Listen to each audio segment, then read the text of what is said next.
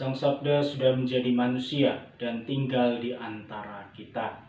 Sahabat Sabda Hidup yang terkasih, jumpa kembali dengan saya, Frater Anton, calon imam Keuskupan Palangkaraya. Hari ini Sabtu 3 Oktober 2020, hari biasa pekan yang ke-26. Perenungan kita pada hari ini diambil dari Injil Lukas, bab 10 ayat 17 sampai 24. Mari kita siapkan hati dan pikiran kita untuk mendengarkan dan merenungkan sabda Tuhan. Dalam nama Bapa dan Putra dan Roh Kudus. Amin. Semoga Tuhan beserta kita sekarang dan selama-lamanya. Inilah Injil Yesus Kristus menurut Lukas. Dimuliakanlah Tuhan. Pada waktu itu, ke-72 murid Yesus kembali dari perutusannya dengan gembira dan berkata, "Tuhan, setan-setan pun takluk kepada kami demi nama-Mu." Lalu kata Yesus kepada mereka, "Aku melihat iblis jatuh seperti kilat dari langit. Sesungguhnya aku telah memberi kalian kuasa untuk menginjak-injak ular dan kalajengking dan kuasa untuk menahan kekuatan musuh, sehingga tiada yang dapat membahayakan kalian. Namun demikian, janganlah bersukacita karena roh-roh itu takluk kepadamu, tetapi bersukacitalah karena namamu terdaftar di surga." Pada waktu itu juga bergembiralah Yesus dalam Roh Kudus dan berkata, "Aku bersyukur kepadamu ya Bapa, Tuhan langit dan bumi, karena semuanya itu Kau sembunyikan bagi orang bijak dan pandai, tetapi Kau nyatakan kepada orang kecil. Ya Bapa, itulah yang berkenan di hati-Mu. Segala sesuatu telah diserahkan kepadaku oleh Bapa-Ku, dan tiada seorang pun yang tahu siapakah anak selain Bapa, dan siapakah Bapa selain anak, dan orang yang kepadanya anak berkenan menyatakannya."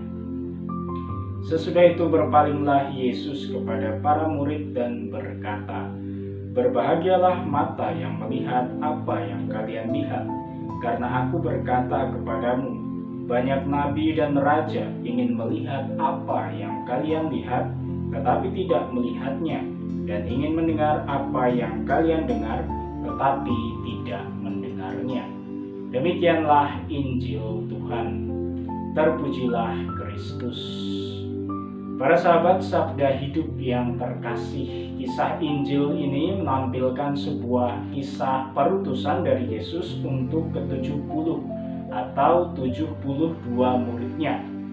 Perutusan dari Yesus tidak hanya berlaku bagi para rasulnya saja, tetapi juga orang-orang lain yang menjadi pengikutnya, termasuk pula kita di dalamnya.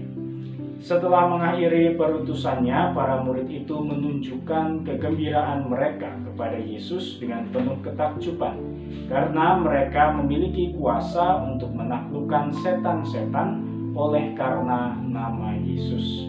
Akan tetapi, Yesus merespon ungkapan kegembiraan dari para muridnya itu dengan mengingatkan mereka untuk tidak bersukacita karena kuasa yang mereka miliki, tetapi lebih daripada itu, yakni karena nama mereka terdaftar di surga.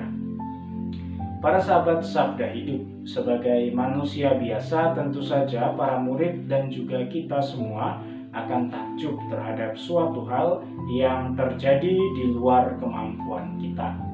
Inilah yang ditunjukkan oleh para murid Yesus.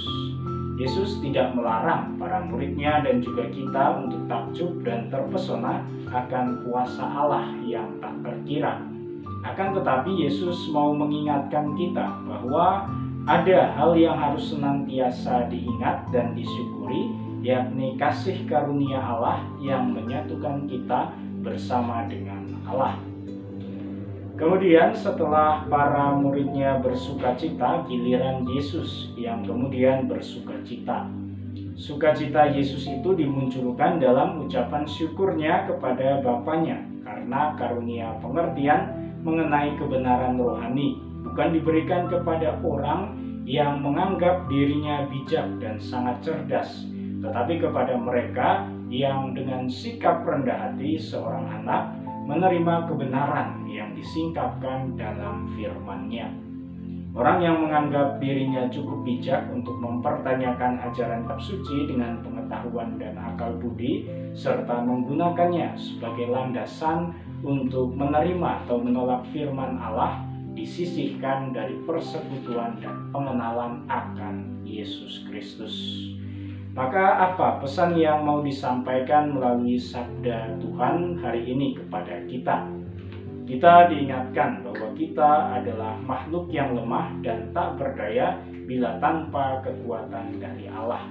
Oleh karenanya, segala kesuksesan, keberhasilan, dan pencapaian-pencapaian dalam hidup kita kiranya tidak menjadi tujuan kita, tetapi dengan penuh kerendahan hati kita mengucap syukur kepada Allah yang telah menganugerahkannya kepada kita. Semoga Allah yang Maha Kuasa memberkati kita, melindungi kita terhadap dosa, dan menghantar kita ke hidup yang kekal. Dalam nama Bapa dan Putra dan Roh Kudus. Amin.